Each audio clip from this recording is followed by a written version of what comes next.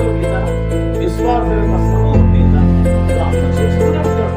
కాబట్టి నిరంతరం కూడా జాగ్రత్తగా ఉండాలి, మెరుగుతో ఉండాలి. ఎలా ఉండాలి అంటే మొదటి పత్రిక 5వ అధ్యాయంలో శోధనలో పడకుండా ఉండాలి అంటే తప్పించుకోలేకపోతే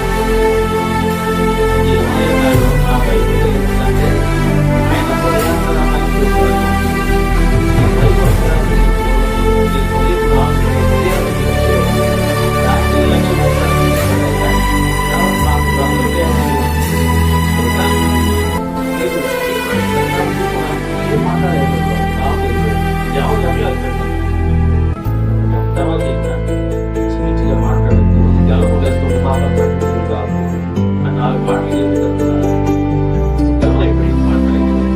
అంటే వాళ్ళ ఒక విధమైనటువంటి అహంభావం, అంటే ఒక మనసు కూడా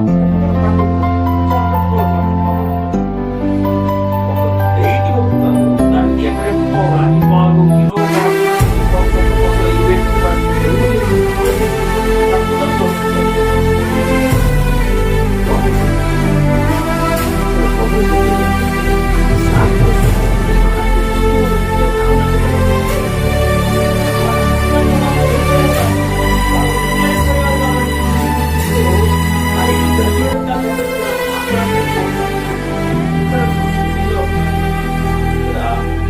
దేవుడు వాక్యం తెలియజేస్తుంది. సో లోక సంబంధమైన విషయాల్లో పవిత్రంగా ఉన్నారు. అయితే ఆ పవిత్రతను కాపాడుతున్నారు. ఇప్పుడు లోక సంబంధమైన విషయాలతో వాళ్ళు ఎలా ఉన్నారంటే ఆ పవిత్రతను కాపాడుతున్నారు. సో దేవుడు ఏ రచించినారు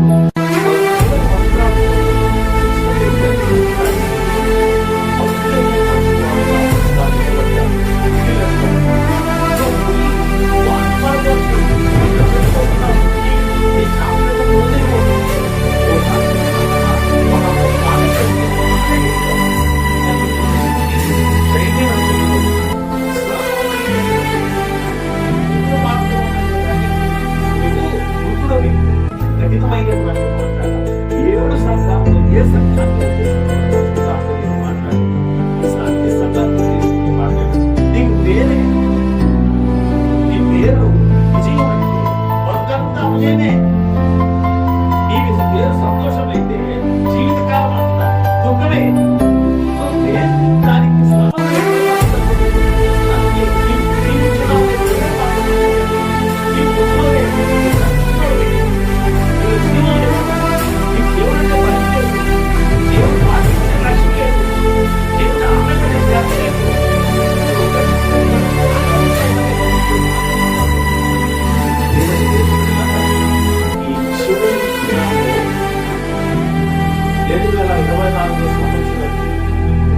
చివరి కోర్టు చివరి వ్యక్తి మీద ఉన్నాము. కొద్ది నిమిషాలు కొత్త సంవత్సరాలు కొత్త ఏడు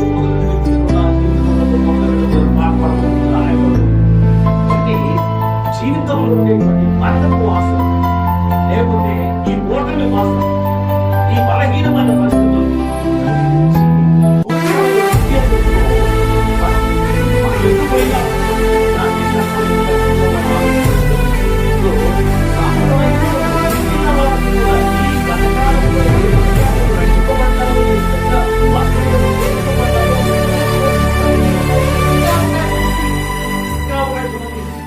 ఇది ఎందు కాదు. సో మిగిలినటువంటి సమయాన్ని ఆయన కోసం కేటాయించమని వాక్యం మనకు బోధిస్తుంది. సో పరితాపం పొందవలసినటువంటి అగత్యత, పరితాపం పొందవలసినటువంటి అవసరత మనకి ఇక్కడ కనబడుతుంది. రెండవది, పరిశుద్ధుడైన లూకా రాసినటువంటి సువార్త 15వ అధ్యాయం 21వ వచనం 11వ వచనం నుంచి 32వ వచనం వరకు.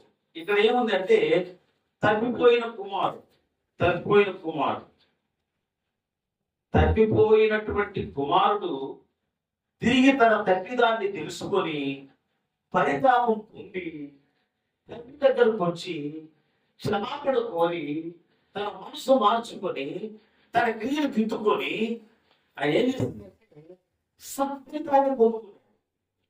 పరితాపం పొందవలసినటువంటి వ్యక్తులు శాంతి సంఘంలో ఉండేటువంటి వాళ్ళైతే అలా పరితాపాన్ని పొందుకొని సత్ఫలితాన్ని పొందుకున్నటువంటి వ్యక్తి తప్పిపోయిన కుమారుడు. నేను ఒక విషయం చెబుతుంటాను జనరల్ గా, ఏంటంటే ఈ తప్పిపోయిన కుమారుడు యొక్క వృత్తాంతంలో ఒకడు తప్పిపోయాడు. ఎవరు తప్పిపోయారు? చిన్న కుమారుడు, పెద్ద కుమారుడా? వాక్యంలో ఏముందంటే వాళ్ళ ఆయన ఏమంటాడంటే ఈ కుమారుడు తప్పిపోయి దొరికాడు, చచ్చిపోయి బ్రతికాడు అంటాడు. చూడండి, ఈ తమ్ముడు చనిపోయి బ్రతికాడు, తప్పిపోయి దొరికాడు అంటాడు. మరి తగ్గిపోయినాడు ఎవడు? పెద్ద కొడుకు. ఎందుకంటే తండ్రి దగ్గర ఏముందు, తండ్రి ఆలోచనలో పాలువాడై, తండ్రి ఉద్దేశాలు ఎరిగిన వాడై, చివరికి తండ్రి యొక్క ఆలోచనకు ఏ మాత్రము ఆయన సహకరించకుండా దూరం అయిపోయాడు, విసుక్కొని వెళ్ళిపోయాడు, చదువుకున్నాడు. తండ్రికి ఇచ్చినటువంటి ప్రేమకు చిత్రకుమారుడి మీద, తన తమ్ముడి మీద, కనీసం తమ్ముడు కూడా వెళ్ళలేదని, ఈ నీ కుమారుడు, ఈ నీ కొడుకు అంటే ఆయన నీ ఆస్తి పాడు చేశాడు కదా, దొంగలకు దోచిపెట్టాడు కదా, కాబట్టి జూదమాడి వ్యభిచారంతో గడిపేసి ఆయన పాడు చేసినాడు. అట్లాంటి కొడుకు వస్తే ఇంత పెద్ద పండుగ చేసినావు, నాకు ఇప్పుడైనా నా స్నేహితులతో విధి చేసుకోవడానికి ఒక్క మేకబుల్ ఇచ్చినావా అని అడుగుతారు. తండ్రి యొక్క మనసుకు చాలా దూరంగా ఉన్నటువంటి వ్యక్తి కుమారుడు. అతను తప్పిపోయి దొరికితే ఇది దగ్గరుండి తప్పాడు. దేవుడు బిడ్డలాట గమనించినట్టు పరితాపం అనంతరం, పశ్చాత్తాపం అనంతరం మనకు తెలుసు. అక్కడ న్యాయ ప్రకారమే ఆ కుమారుడు ఏం చేస్తాడంటే, తండ్రి ఆస్తిలో వాటా అనేది న్యాయసమ్మతంగా ఎంతమంది పిల్లలు ఉంటే అంతమందికి సమానంగా రావాలి. ఇప్పుడైతే భారత ప్రభుత్వం ఒక చట్టం చేసింది, అది భారత ప్రభుత్వమో ఆంధ్రప్రదేశ్ ప్రభుత్వం తెలియదు, అంటే కుమారులతో పాటు కుమార్తె కూడా సగభాగం ఆస్తిలో రావాలి అని 1919లో. అది సాధ్యమైనా కాకపోయినా ఒక మంచి ఊరట కలిగించేటువంటి మాట ఆడబిడ్డలకి, మా తండ్రి ఆ సంపాదించిన ఆస్తులు మాకు కూడా భాగం అనేటువంటిది కొంచెం ధైర్యాన్ని ఇచ్చేటువంటి మాట. కానీ ఏమడిగాడంటే, ఈ కుమారుడు పరిణితి చెందాడు, ఆయన ఆలోచన ధోరణి మారింది. తండ్రి చోట కుమారుడే కాదు, తనకు వచ్చేటువంటి ఆస్తిని తీసుకుని దూరదేశానికి వెళ్తే అక్కడ వ్యాపారం చేసి విస్తృతంగా ఆస్తి పాతులు సంపాదించి మా తండ్రిని ఆశీర్వదించాలనే ఉద్దేశంతోనే బాధ అడిగాడు. అక్రమంగా ఏమడగల, త్రాగుబోతుపానం చేయడానికి లేకపోతే విభజించడానికి అడగల. ఆయన నేను విస్తారంగా సంపాదించి మా తండ్రికి మనసు చికెన్ పంపిస్తాను. కాకపోతే అక్కడ వెళ్ళిన తర్వాత ఆయన చెడు అలవాట్లకు, వ్యసనాలకు బానిస అయిపోయాడు. అలాగే నమ్ముకున్నటువంటి స్నేహితులు అందరూ కూడా ఆయన ఇద్దరు శ్రమకోపం పెట్టారు, ఆయన్ని ఎట్టనిలో ముంచేశారు. కాబట్టి ఆయన పోయినటువంటి స్థితి ఒకటైతే తిరిగి వచ్చేటప్పుడు ఆయన బికారిగా వచ్చాడు. నేను ఏమనుకున్నానంటే, నేను నా తండ్రి దగ్గరకు పోతే కనీసం కూలి వాళ్ళలో ఒకరిగా పెట్టుకోవడాను అనే ఉద్దేశంతో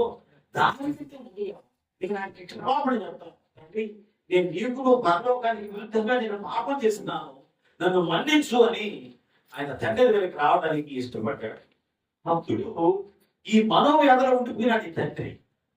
నువ్వు నా కుమారుడు వెళ్ళాడు, వాడు ఎక్కడున్నాడు, ఏం చేస్తున్నాడు, వాడు ఎన్ని కష్టం పడుతున్నాడు, వాడు సంపాదించడం లేదు, వాడు తిన్నాడో లేదో, వాడు ఏ పరిస్థితిలో ఉన్నాడో మనకి తెలియదు, నా బిడ్డ అయిపోయాడని ఆ తండ్రి తపనపడుతుంటాడు.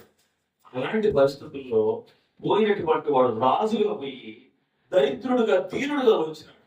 అయినా వాడు అల్లంత దూరంలో ఉండగానే తండ్రి గుర్తుపట్టి వాడిని పరిగెత్తుకుంటూ వెళ్ళి వాడిని ఆలింగనం చేసుకొని, వాడిని కౌగిలించుకొని, వాడి మెడ మీద ముద్దు పెట్టుకొని, అప్పుడు తన శిష్యగణానికి ఆజ్ఞాపించాడు, అదే ఉత్సవం అంటే ఇదిగో తగ్గిపోయి నా కొడుకు దొరికాడరా, ఈరోజు మీరు మంచి డిన్నర్ పెట్టుకోడరా, మంచి మాంసం ఒక ఎదురు పోయిండ్రా చెప్పాడు.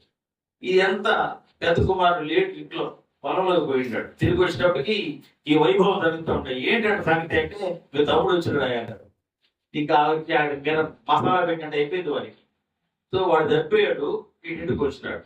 సో అయితే ఇక్కడ ఏంటంటే, ఈ తప్పిపోయి మనసు మార్చుకొని ఫలితానంతరం ఆయన పొందుకున్న ఫలితాలు ఏమిటి అంటే, నేను మీకు కొన్ని జ్ఞాపకం చేస్తాను.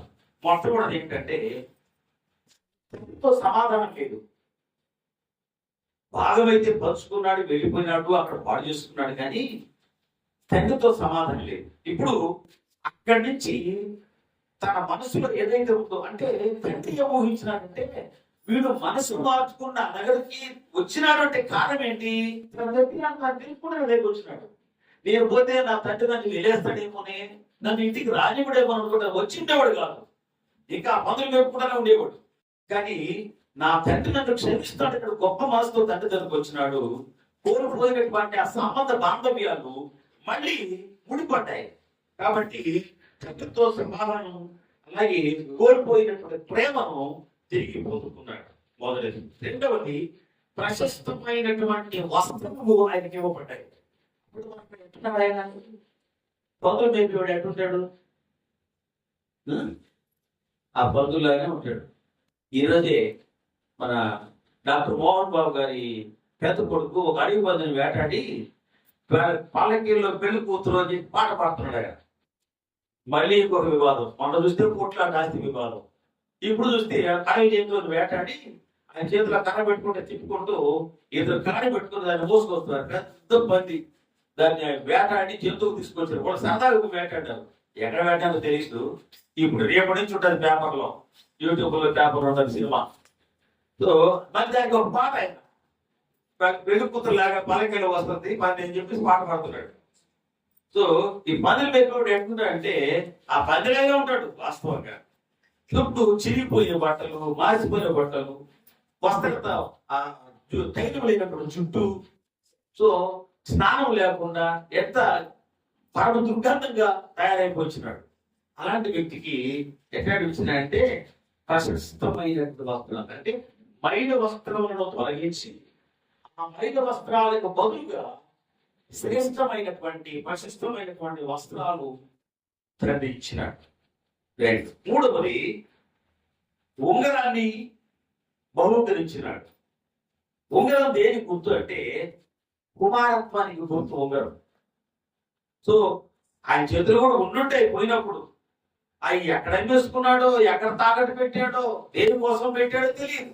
ఇప్పుడు అంతా ఇది బికారిగా వచ్చిన తర్వాత ఆయన కోల్పోయినటువంటి వైభవాన్ని తిరిగి తండ్రి ఆయనకి ఆస్వాదిస్తూ బంగారం కూడా తీసుకొచ్చుకోవడానికి వరగంటారు అంటాడు.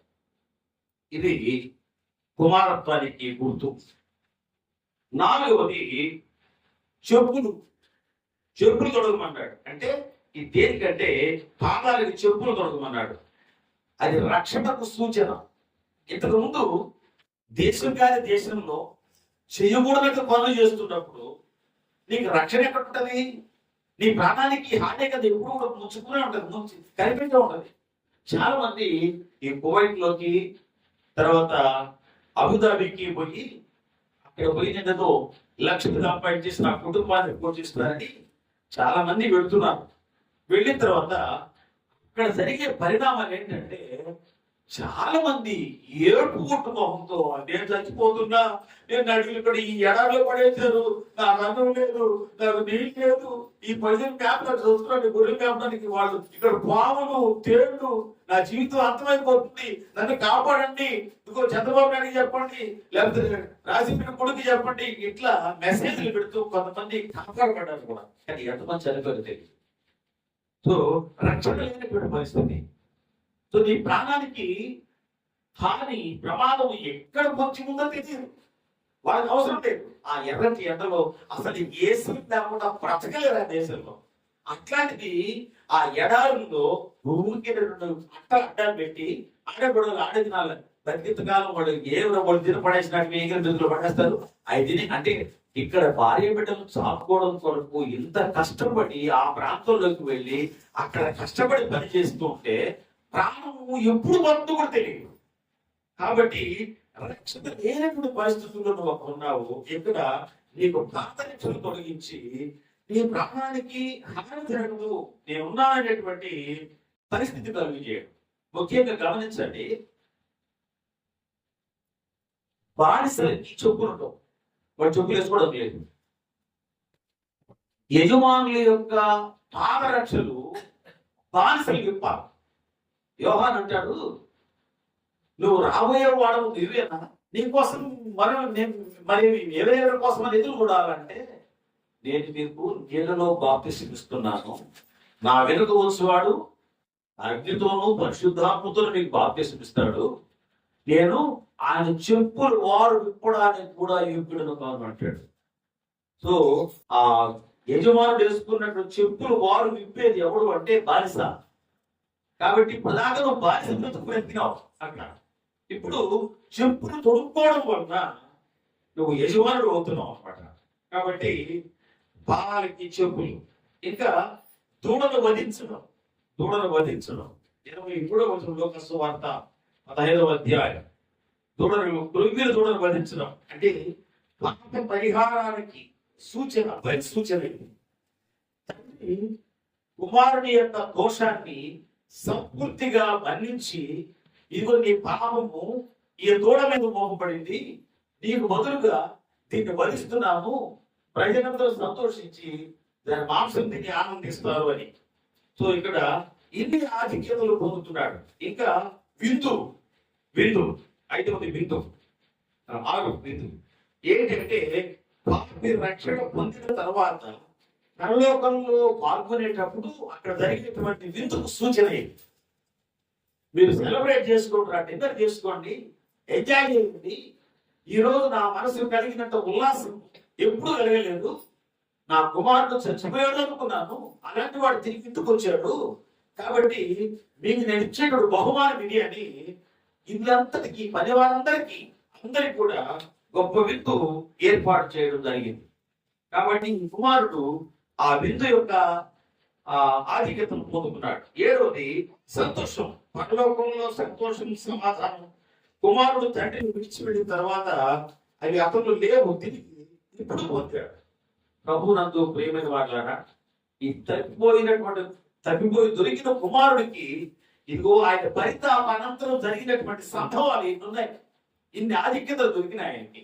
కానీ తండ్రిని అంటి పెట్టుకొని, నీ మాటే నా మాట, నీ చెప్పిందే నేను చేస్తాను, నాకు నీవు నీకు నేను అని చెప్పుకున్నటువంటి ఈ పెద్ద కుమారుడు చిన్న కుమారుడు వచ్చేటప్పటికి, అంటే ఆల్రెడీ ఆస్తి కొట్టుకుపోయాడు, మళ్ళీ ఆస్తిలో వాటాకు వచ్చాడు అని ఆయన కళ్ళలో నిప్పులు పోసుకొని తండ్రి యొక్క ఆలోచనలకు విరుద్ధంగా మారిపోయాడు. ప్రభునందు ప్రియమైన వాళ్ళగా, ఈయన పరితాపం పొంది గృహానికి వస్తే ఇతడు పరితాపించవలసినటువంటి పరిస్థితుల్లోకి పెద్ద కుమారుడు వెళ్ళిపోయాడు. ప్రియులారా, ఈ శాంతి సంఘంలో ఈ పరితాపం రావాలని ప్రభు కోరుతున్నాడు. ఇక్కడ పరితపిస్తే దేవుని సన్నిధానంలో పాపాల గురించి ఒప్పుకుంటే దానివల్ల తెలుగు సంపన్నితాలు ఏంటో ఇన్ని ఆధిక్యతలు ఈ తప్పిపోయి దొరికిన కుమారుడు జీవితంలో మనం చూడగలిగాం. ప్రియమైన వాళ్ళారా, పాఠం ఇక్కడ ఆపుతాను. ఒక మాట చెప్తాను. గడిచిపోయినటువంటి కాలం అంతలో దేవుడు ప్రతి బిడ్డలు, ప్రతి విశ్వాసిని కూడా ఉన్నతమైన స్థానంలో ఉన్నాడే కోరుకుంటాడు. కానీ ఒకసారి మన ఆధ్యాత్మిక జీవితాన్ని నెమరు వేసుకుందాం.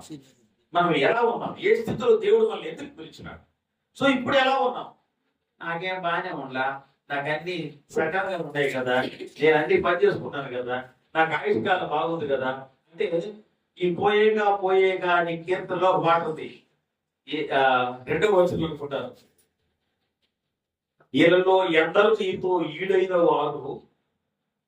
వాళ్ళు గతం అడచి ఈ భూమి నుంచి దివికి ఎగినారు అని పాడతాడు ఆయన, రాస్తాడు ఆయన. అంటే నీతో సమానమైనటువంటి వాడు, నీ సమవయస్కులు, లేదా నీకంటే పెద్దవాళ్ళు, లేదా నీకంటే చిన్నవాళ్ళు, నీకంటే ముందుగా ఈ లోకాన్ని వదిలిపెట్టి వెళ్ళిపోతే నిన్నెందుకు కాపాడాడు దేవుడు? ఒకసారి జ్ఞాపకం చేసుకుంటే ప్రేమని వాళ్ళారా, మరణం ఏ వయసులోనా వచ్చేదానికి అవకాశం ఉంది. ఇన్ని సంవత్సరాలకే మరణం వస్తుందని గ్యారెంటీ లేదు. కాబట్టి పుట్టిన బిడ్డ మొదలుకొని 100 సంవత్సరాలు భయపడినటువంటి వయసు కలిగినటువంటి వారికి ఎవరికైనా వచ్చే అవకాశం. కాబట్టి దేవుడు అలాంటి వారి యొక్క జాబితాలో మనం చేర్చుకుంటా, మనం వాళ్ళకంటే గొప్పవాళ్ళమనో, వాళ్ళకంటే అధికులమనో, వాళ్ళకంటే ఉన్నతులమనో మనం దేవుడు నిలబెట్టలేదు. అవకాశం ఇచ్చిన ఈ సంవత్సర కాలంలో కూడా ఈ చెట్టు ఫలించకపోతే ఇదిగో నేను పాలు చేస్తాను, నీరు పోస్తాను, అలాగే ఎరువులు వేస్తాను, ఖర్చు వేస్తాను. ఒకవేళ ఈ సంవత్సర కాలంలో కూడా ఈ చెట్టు ఫలించకపోతే అప్పుడు కూడా ఆ వ్యవసాయకుడు వేడుకుంటున్నాడు యజమానుడు, ఎందుకు ఫలించినటువంటి ఈ చెట్టు, ఎందుకు ఈ తోట స్థలాన్ని నాశనం చేస్తా ఉంది, దాన్ని కొట్టుపడే తీపడే. మన ఇంట్లో కూడా కాయగాయన చెట్ల గురించి మనం ఏం చేస్తామంటే అదే చేస్తాం. ఎందుకు ఈ చెట్లు పొట్టుపడేద్దామని. ప్రేమైన వాళ్ళరా, సో దేవుడు ఈ స్థితిలో మనల్ని ఉంచకుండా మనకు శ్రేష్టమైనటువంటి ఈవులనిచ్చి ఇప్పటి వరకు పోషించి నడిపించి ఎంతో ఉన్నతంగా జీవింపజేసి మరి మన గత పాపముల విషయమై పరితపించినట్లయితే కొత్త సంవత్సరంలో శ్రేష్టమైన ఈవులు ఇవ్వడానికి ఆయన ఇంకా సంసిద్ధంగా ఉన్నాడు. పరిశుద్ధాత్మ దేవుడు అవి మనం పొందుకోవడానికి మనకు సహాయం చేసి కాపాడునుగాక. సమస్త జ్ఞానములకు మించిన దేవుని సమాధానం క్రీస్తు యేసువలన మీ హృదయములకును తలంపులకును కావలేడుగాక. ఆమేన్. దేవానాయందు శుద్ధ హృదయము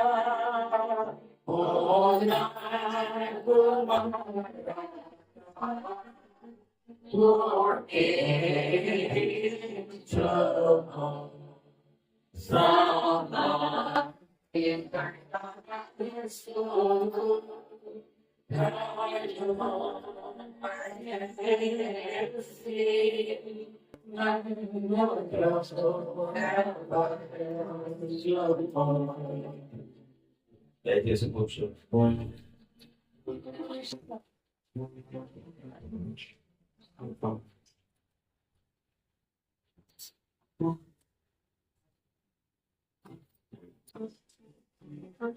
సర్వపరతయు బలవంతముగా కాబట్టి ప్రతి భారత ప్రకారం దేవుడి నడపణ చెల్లించవలను సంతోషం తెచ్చుకోవాలని దేవుడు నడిపించున్నావా పాట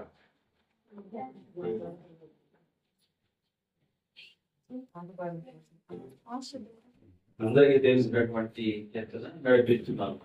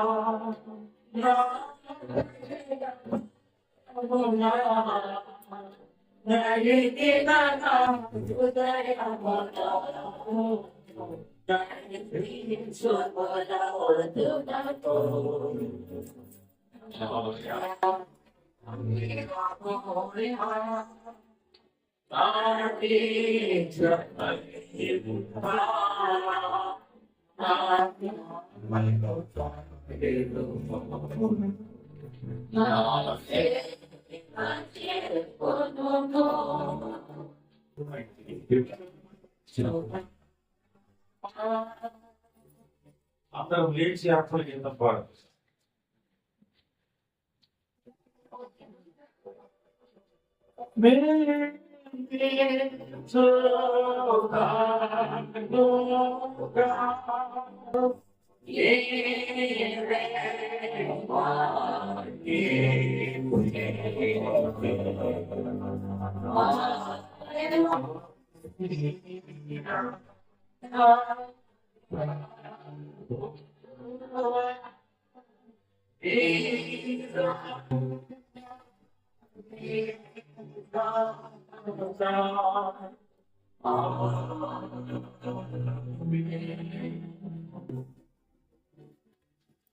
Good, sir.